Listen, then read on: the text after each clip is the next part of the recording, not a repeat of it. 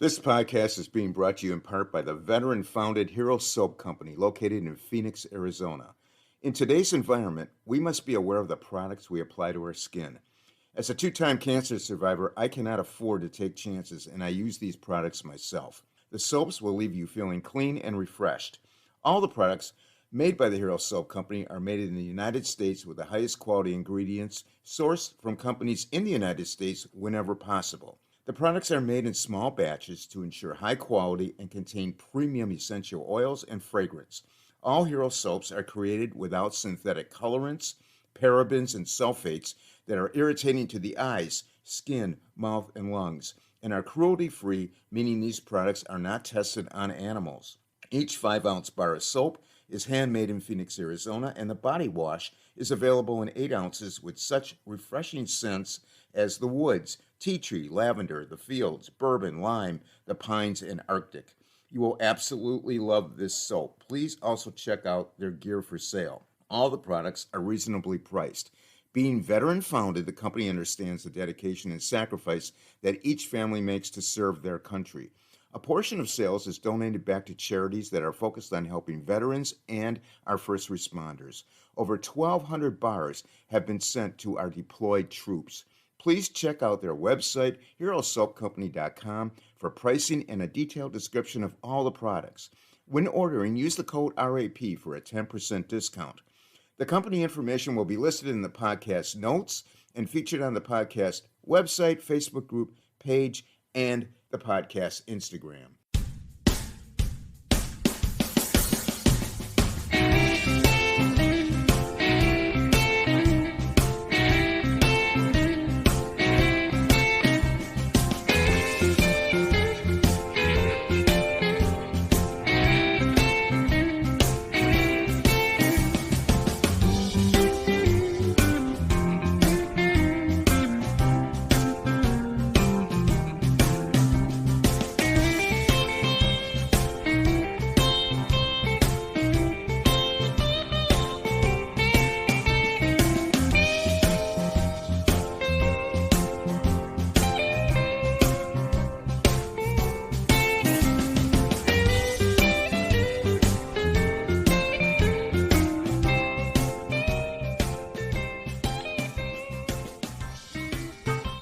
Welcome, everyone, to It's a Wrap with Rap. I am your host, Ron Rappaport. Before we start, I would like to thank all our listeners, sponsors, and supporters that have helped to make this podcast so successful. The podcast is being heard in all 50 states, all provinces of Canada, and over 45 countries around the world. The podcast has been ranked by FeedSpot as one of the top 35 overcoming adversity podcasts on the web, from thousands in that category, and is ranked by traffic, social media followers, and content freshness. Please visit the podcast website, itsawrapwithrap.com, for all the episodes and other information regarding the podcast. This podcast features people who have overcome life's challenges and adversities, people who can inspire, motivate, and educate us on an assortment of topics. My guest today is Jeanne Albaugh. Jeanne is the founder and CEO of Showering Love, a mobile hygiene bus serving the unhoused population of South Florida with showers, new clothing, personal hygiene products, and medical services. Showering Love was founded by Jeanne in 2016, following her own 10-year journey of homelessness. Jeanne has facilitated numerous public discussions about the plight of the homeless and its impact on the family and community at large. Jeanne's mission through Showering Love is to empower the unhoused with dignity that can ultimately change the trajectory of their lives. She is a notable community leader and advocate. She has served as a keynote speaker and panelist for multiple agencies, universities, and companies. She has received multiple awards, including the My Life, My Choice Award and the Halo Award. Welcome, Jeanne, to the podcast. So glad to have you. Thank you so much, Ron, for having me. I am so honored that you asked me to be on your podcast. We're very honored that you could do it, and you have such an inspirational story. Tell us where you've inspired a lot of people too, because you have a long list of followers. So that says a lot about you and in the content you bring. Well, thank you so much. Keep it up. We need you. I appreciate the kind words. So you have such an inspirational story. Tell us where you grew up and about your childhood years and how you survived it. Okay, so I'm born and raised in Davie, Florida. My childhood definitely was a really rough childhood for a kid, I guess.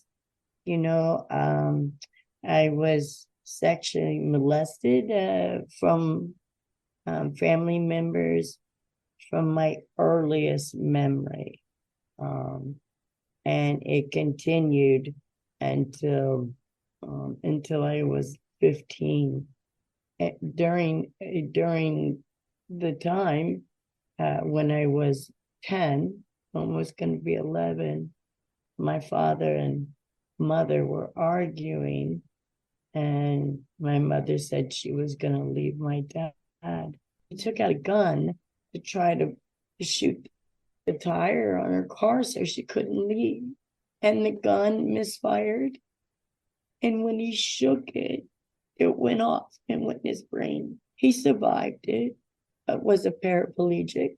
Sorry, I'm going to turn this off. For the rest of his life.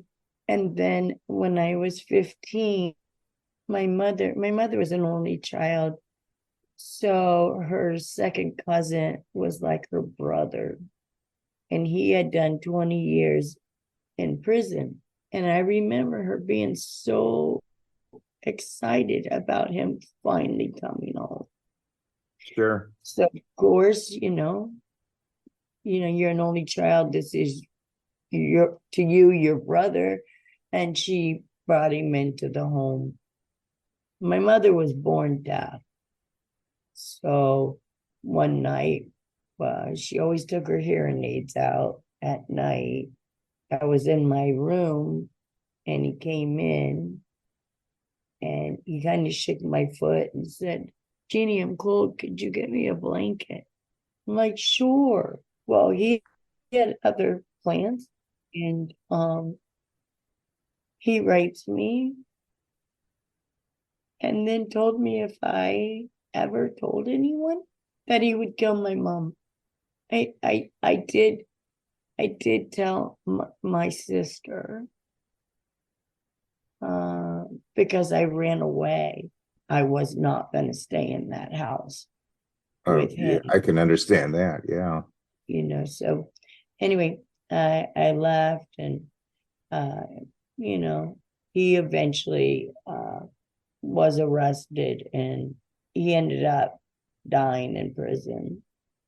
So, you go through, how to, from being molested to watching your father shoot himself in the head to being brutally raped, and then at the age of 17 being sex trafficked.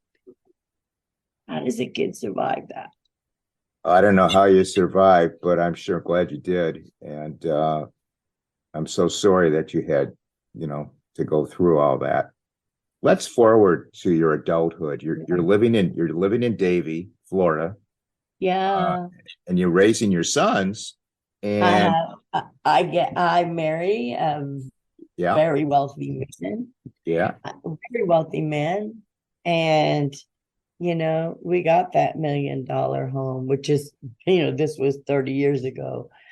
And I drove a Porsche, and he drove a Mercedes. And, like we owned 5 businesses. There was no lack no lack of needs, right? I mean, we could get anything we really wanted. And my husband would buy me anything. We're still good friends today. Jeanne, I And understand you were a barrel racer. I was. Could you tell our audience what is barrel racing? I and love and, it. and tell us about that time period. And there was a tragic event that befell you, but first start out with what is a barrel racer, and tell us about that time period. Thank you. Love that Sure. question. Yeah.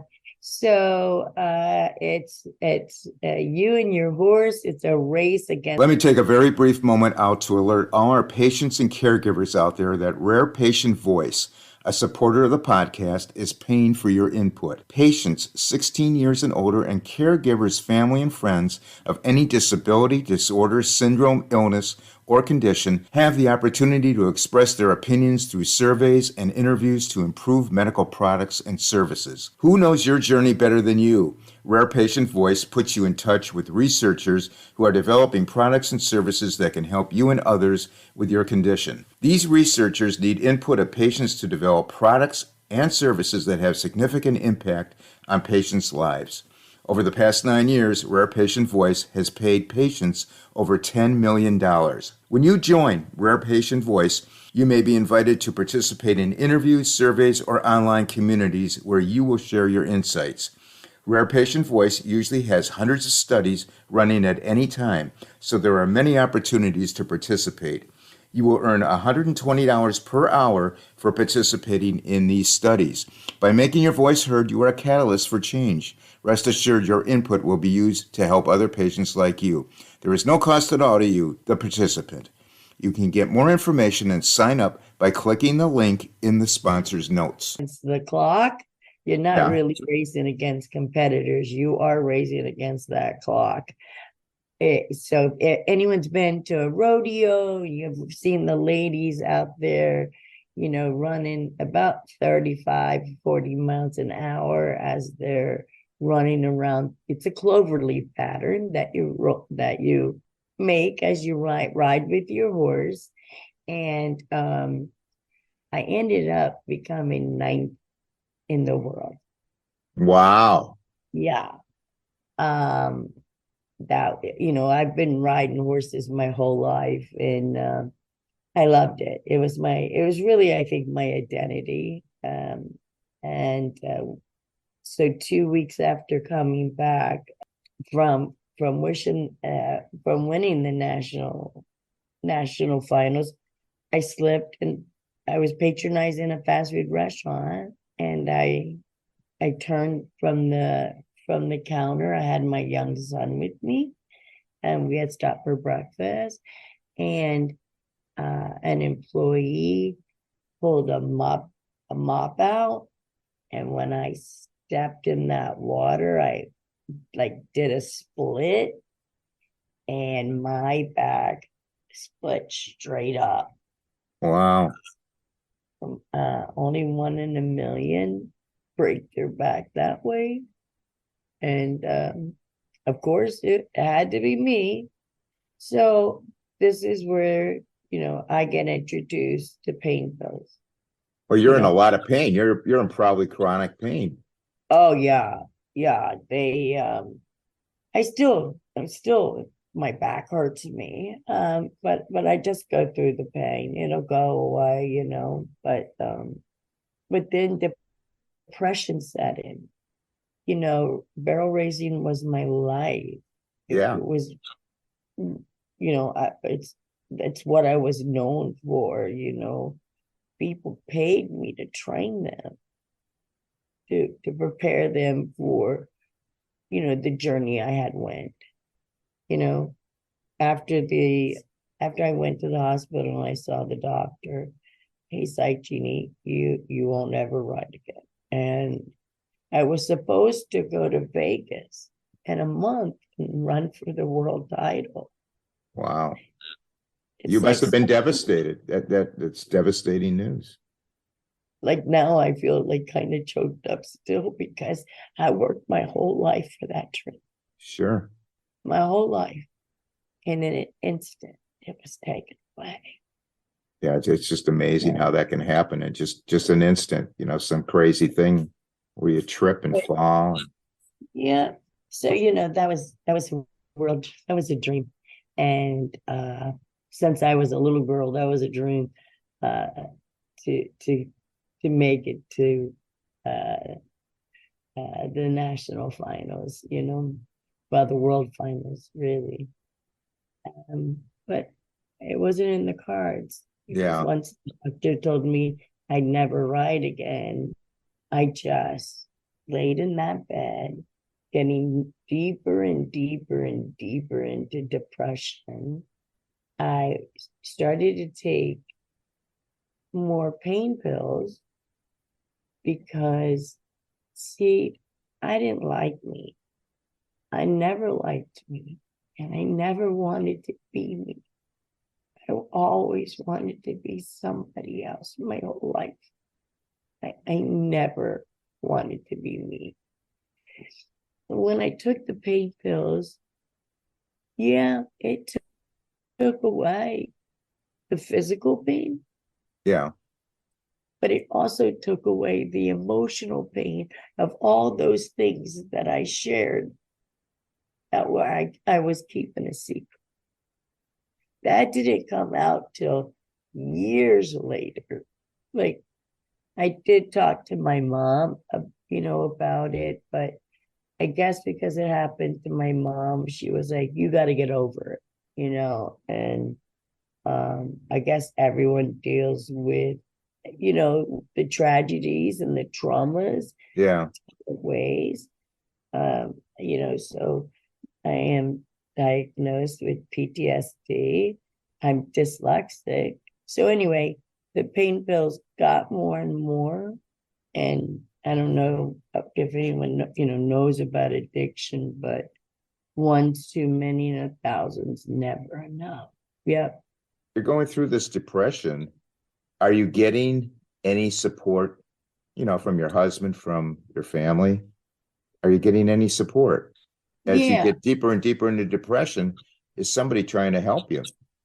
My ex mother-in-law, she saw it and she was vocal about it. And she had already been calling people because she was concerned. She knew Yeah. I was getting too skinny. So, and I was close with her. So I finally, one day, I met her for lunch, and I told her the truth. I said, I'm in over my head. Yeah. Uh, I'm a PTA mom, I'm vice president of the rodeo association, like, so I was somebody. Yeah. And, I wasn't able to keep up my duties. Yeah. Uh, just started falling behind. And then it got to a place where my husband just couldn't take it any longer Right. because I was always draining our bank accounts. Now, like I said, he is a wealthy man, but when you're spending as much money as I was spending a day, yeah, it was definitely noticeable and definitely was affecting our lives, and ended up affecting the partner, because he found out that I took money from the company, and everything spiraled out of control. And my husband came to me one day and said, listen, Jeannie, I love you. I can't save you, Right. but I have to save our boys. Yeah. He said, I I I got a restraining order. He says, so they're gonna be here like in an hour. You need to get whatever it is you're gonna take, and then they're gonna remove you from the property. It was shock. No, absolutely. Absolutely. So that happens, and we jump into a situation where you're living alone and you're living, as I understand it, under a bridge or a couple bridges. Mm-hmm. And this lasted for 10 years. Mm-hmm. Can you describe to us your living condition at that time, and the things you experienced during that time? So I was a loner on the streets. Of course, I have trust issues at this point, and I don't want anybody near me. Um, I still don't sleep well because I sleep high on alert, just as a military man would be Yeah. um, on alert. So I don't really sleep well ever, and I've tried everything. Um, you know, there was days out there that, in times that I did wake up and say, I'm gonna go get a job today. All right. Then I look at myself, with a little makeup mirror I had. I didn't have front teeth. My clothes were dirty. There wasn't there wasn't a shower like Showering Love, the company I run today and created. Right. Um, and this our second bus now, Showering Love's Loads of Love. It's a laundry bus. So that's why we're heading out, because the community needs to clean some clothes that were in their houses that got, you know, Yeah. ruined or damp. So we'll be out there. But here's what happened in a nutshell. I was able to get my mom's trailer, and I lived there for a while. And see, there would be spurts where I would stop and do good. And then one day, back out again. So I decided, okay, I've got to do something different. Oh, so then it ends up I'm under the bridge, and I'm living there, and I've given up all hope. I'm never gonna get my life back. I'm gonna die out here. And would my kids even know? Angry at God, angry at myself. How did I let myself get here? Not me. Not me. And I hear this a lot outside. Like something happens and then this spiral starts. Yeah. Yeah. And then, my husband divorced me. And then he got a restraining order for the kids because he didn't want me near the kids when I was high. So I didn't see my kids for 10 years. Every Mother's Day, I tried to commit suicide. Every Mother's Day. I couldn't take the pain. It just, my head wouldn't stop. Were they thinking of me? Did they remember what I looked like? Do they even care about me? And my head said a lot of, our brain lies to us and it lies for us because it's always in survival mode. What was the And what was the event that happened to bring you to seek out help out of your situation, and I love that. how long a process was that? Because I know something happened. You're out there. You're giving up, and something happened. An event that brought you out of all this. Tell us Yeah. about that. So, great question. There was a pivotal moment. And let's see, there was a clear action of clarity. So I didn't know that my son had been looking for me, my oldest son. Didn't know. But he had been. So he reached out to my estranged sister. We've never been close with my brothers. And she delivers a letter that my son is mailed to her house. And she didn't open it. She brought it to me. And I'll share a little piece of that with you. Sure. It said, Mom, I don't even know where to begin with you. It's been so long. There's no hope for us ever having a relationship. He said, Mom, I see you're in and out of jail. I just wish you would change your life. He said, I don't know if you're aware, Mom, but you're a grandmother to 4 grandsons. I had no idea. Right. No idea. And that night, he ended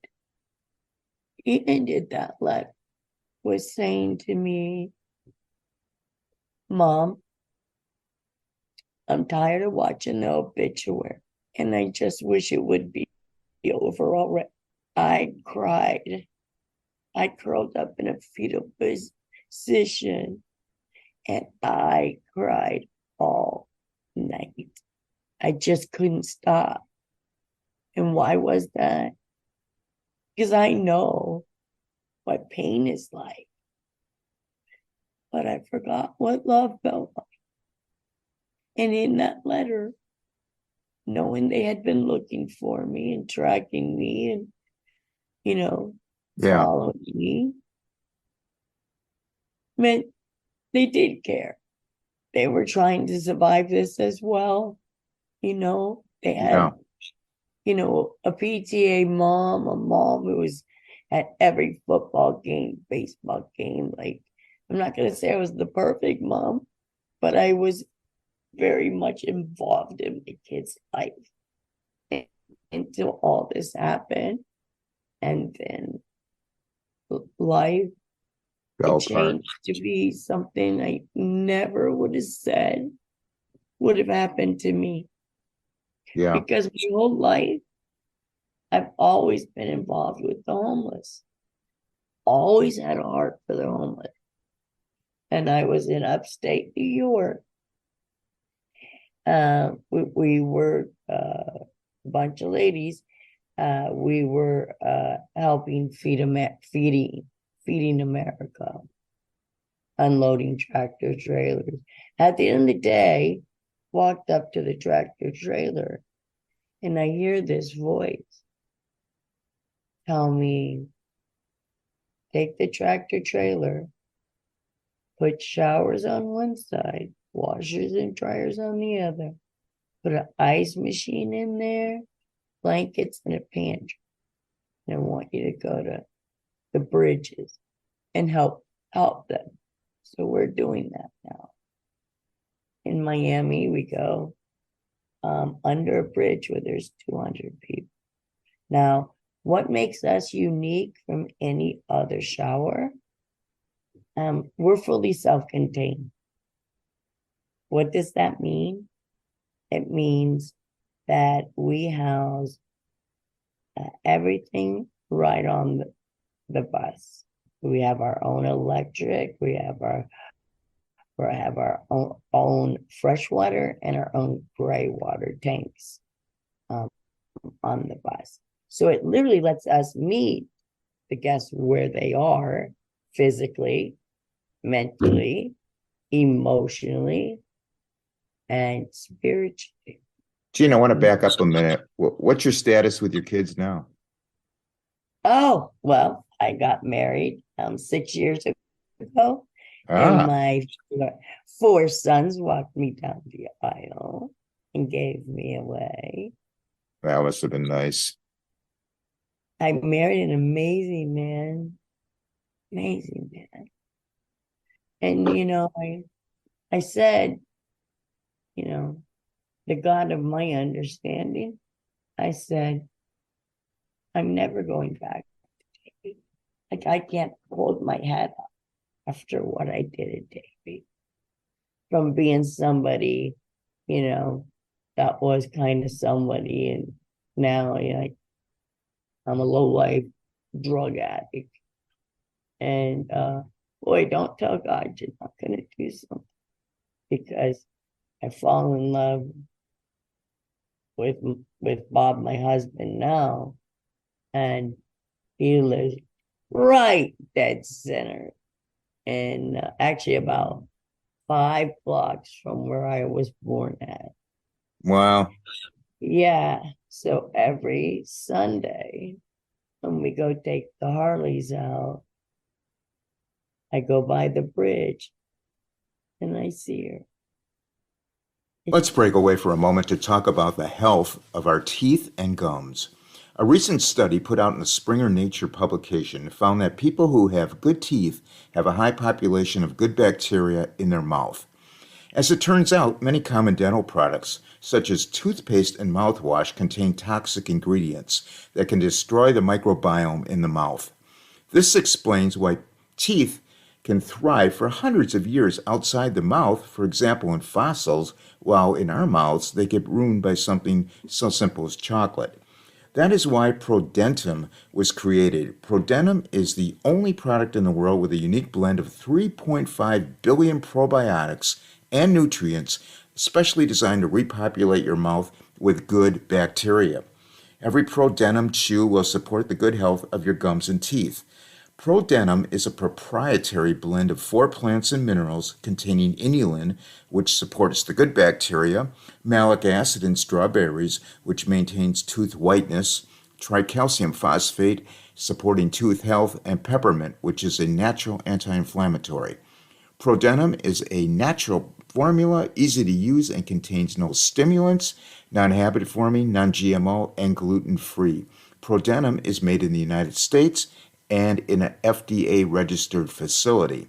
Your order is covered by a 60-day, 100% money back guarantee. If you are not impressed by the transformation of your gums and teeth, or you don't admire your Hollywood star's smile, then at any time from the 60 days of purchase, once notified, ProDentim will refund your money. A link for more information and to order will be listed in the podcast notes. I still see her. People still living under there. No one's there. No? No. Uh, they made it so you couldn't sleep under there. Oh.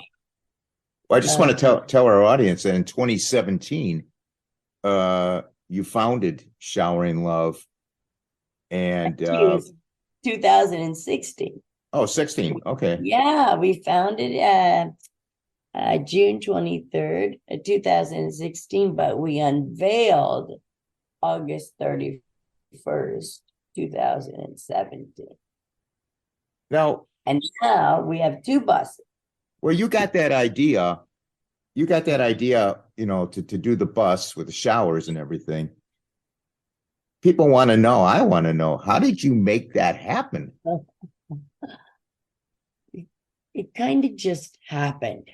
Everybody thought I was crazy, and I have, a spiritual mentor and another business mentor to guide me, and they wanted me to go back to college. They wanted me to go to college, and that was the only way to go.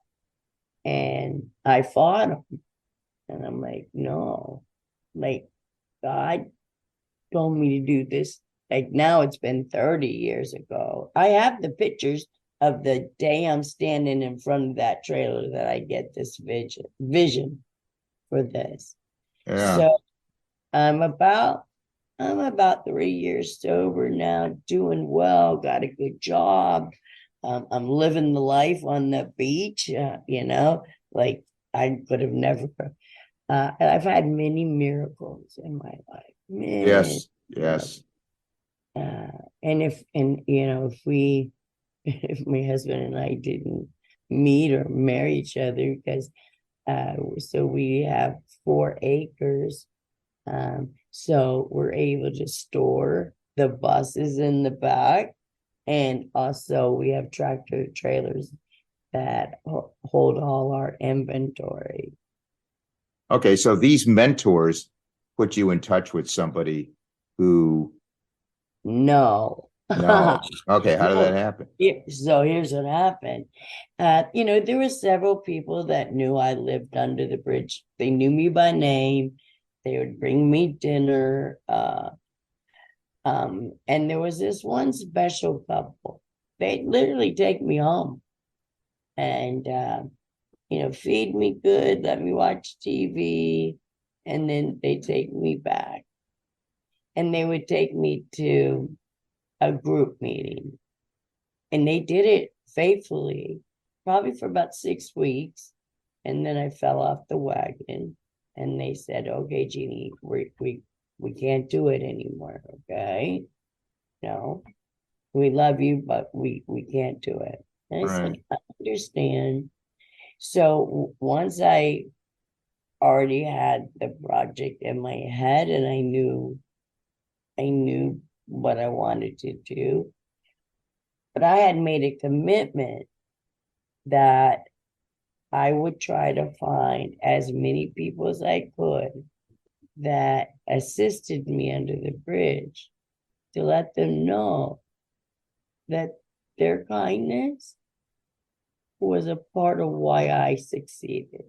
Because I didn't do this on my own. By no means. It wasn't easy, but it's doable. And that's what I tell our guests. You know, Yeah. same thinking that God is there is not going to get us out. It's not. And for the first time, like I started like listening to people who really had my best interest at heart. Yeah. I did. And just doing things different this time because I knew it was weird because I didn't want to go back to the bridge, like I guess I don't know. But after I got that letter from my son, within 2 weeks, I started my journey to where I am today.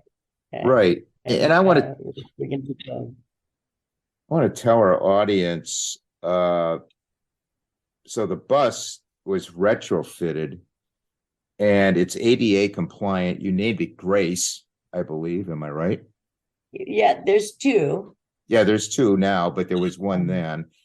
Uh, I want you to just briefly describe the services Showering Love that you started provides now for the unhoused and Absolutely. the area that you serve and how do the people in West Palm, Broward, and Dade County in Florida, how do they know where the bus is going to be? Yeah, that's a great question. So we go where we know they already are, right? So it most of the time it will be with a soup kitchen. Okay. Okay. They're going there to get a hot meal. Let's get them a shower. So something about Showering Love that's unique. Other than just that we're fully self-contained, is that we give every guest, every time they shower, they get a brand new outfit. Ah, We don't give out anything used. Now, there's nothing wrong with it. I'm not saying there's anything wrong. But what we feel, and so also, just to let you in, 80% of our team have all been homeless 5+ years or more. And we were able to get them off the streets and then hired them. how many showers so far, and how many guests do you think you've helped? So I actually happen to know those numbers. So to date, we know that we have done 50,000 showers and we have provided 70,000 services.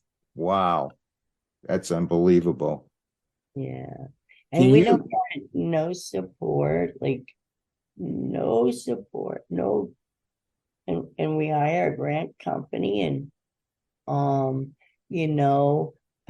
what we hear from the grantors is, it's great. They get to take a shower, but They don't have a home to go to. And I'm like, I get that.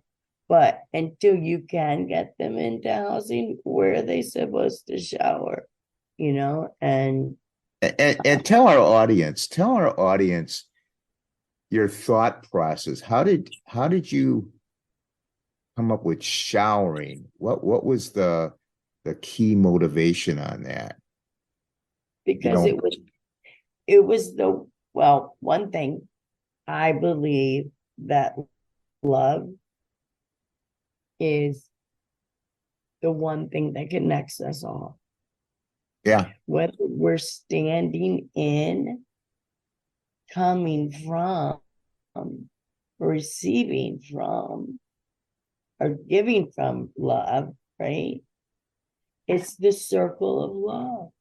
Love comes in, love goes out, love comes in. So I'm when I thought of a name, it took me a while because it had to have the name love in it. And if you look at our logo, you'll see that the heart is open. The heart is open, and the ripple effect, right? So the subliminal message was, when we open our hearts, it starts a ripple effect. okay. And a shower was the one thing I that these couldn't people really miss, right? I mean, they're on the street and a shower is like it's a big deal. It's it, something, so right now, since COVID, um, so we can do 50 showers without having to dump and refill the tank. Um, we are at capacity right now. Yeah, it's so sad. I think, you know, there are so many benefits of a shower, yeah, health and wellness. Your self-esteem is interwoven, or low self-esteem is interwoven into poor hygiene, okay, right? gotcha, yeah, And then, so here they're living outside, they get cuts and they don't follow up with the doctor. They have wounds, right? They got to keep them wounds clean, right. you know? And so we have a schedule and we come around one, we are like every Monday we're at the same place, every Tuesday. But Okay. they don't, most of them don't get a shower but once a once a week. Now some of them will come. Um, some will come for 2 or 3 times. Well, we all know that taking a shower makes everybody feel a lot better when they get out of the Right? shower. You're clean, I mean, you're invigorated, and Yeah, that's what we say. yeah, It's like when I get out of here's my thing. So we have a barber on staff as well, right? You get a shower, you get your hair done, you put on a nice new outfit, yeah, right? And you walk out, you got a little more pep in your step. I know I do. I yeah. go get my hair done, you know, I'm happy. And I wish that somehow we could convey the message. Now, we were able to get 2 veterans housed this month, and we got 2 ladies off the streets as well. So Yeah. besides offering showers, you're also helping people get housing. Yes, if we can get them placed, we find out that we take an intake and then we know where if they qualify for certain places. Or we know how to get them registered uh for placement.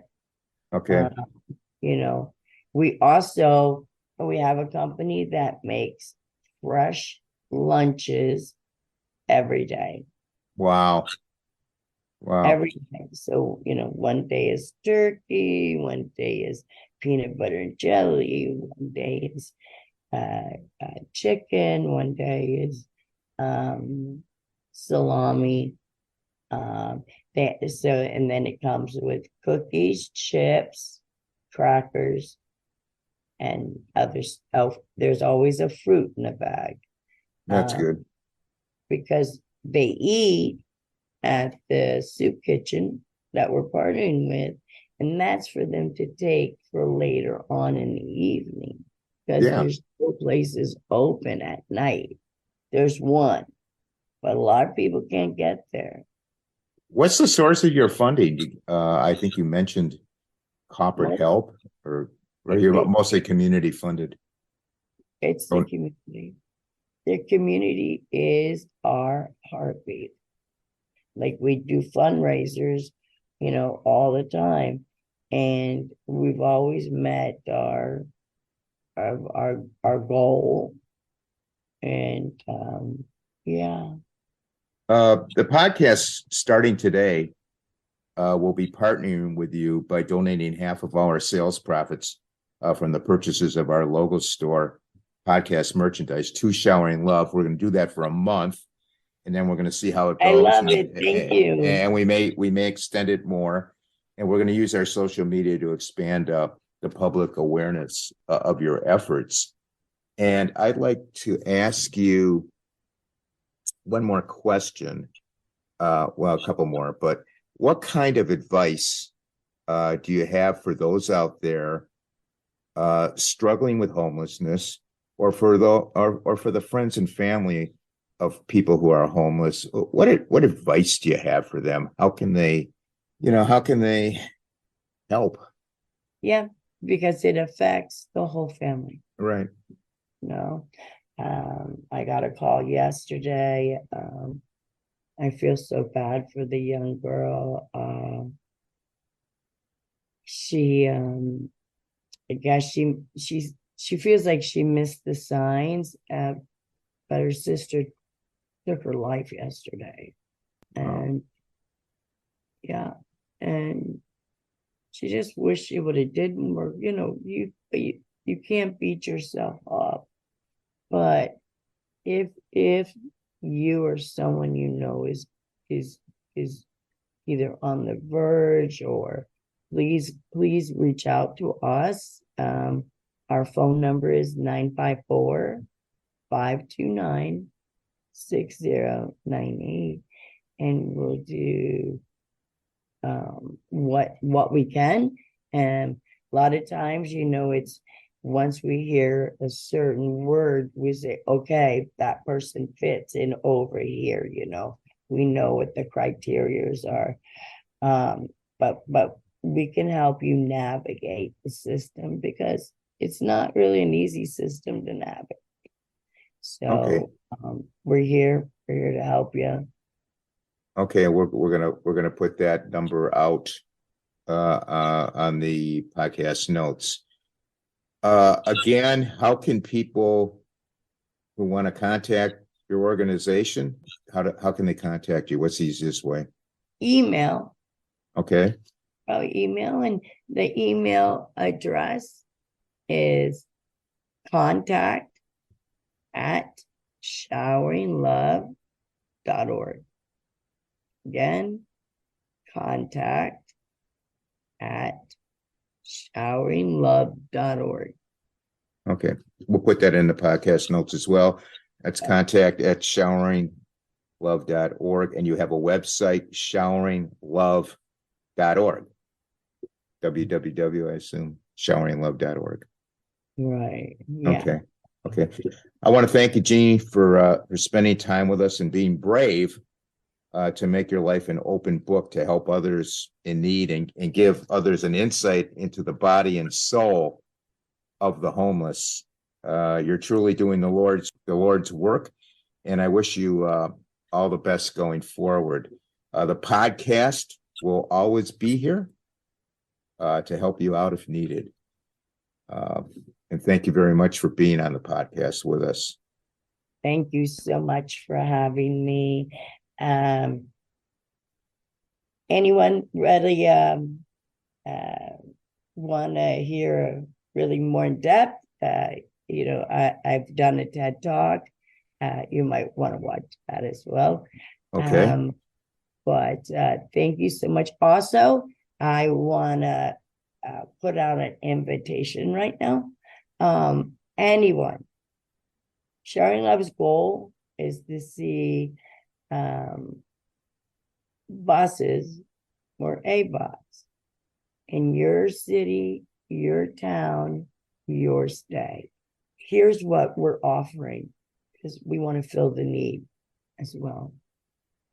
Our team has offered our knowledge, our wisdom, and the know-how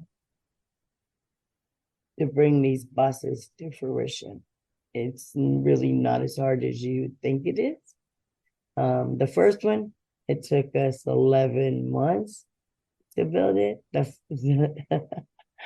The second bus took us a month. Wow. Yeah. So I wish I had pictures of the here. You know what? I'm gonna hold Well, it. we'll show pictures on our Facebook Yeah. group. Sure. And that was one of the questions I didn't get to ask you, but yeah, Jeanne is her organization is offering every other group out there throughout the United States and the world, whoever wants to duplicate this in their area. So it's not that Jeanne is just concentrating on South Florida. She's concentrating on the whole world, and which is awesome. Thank you once again. And comments and suggestions for the podcast, you can email me at itsarapwithrap@gmail.com. Our website is itsarapwithrap.com. Our Facebook group is It's a Rap with Rap. We're on Instagram, It's a Rap with Rap podcast, and all the episodes are on YouTube. It's a Rap with Rap, the podcast uncut. I want to thank everyone for listening. Please stay safe. And for now, it's a wrap.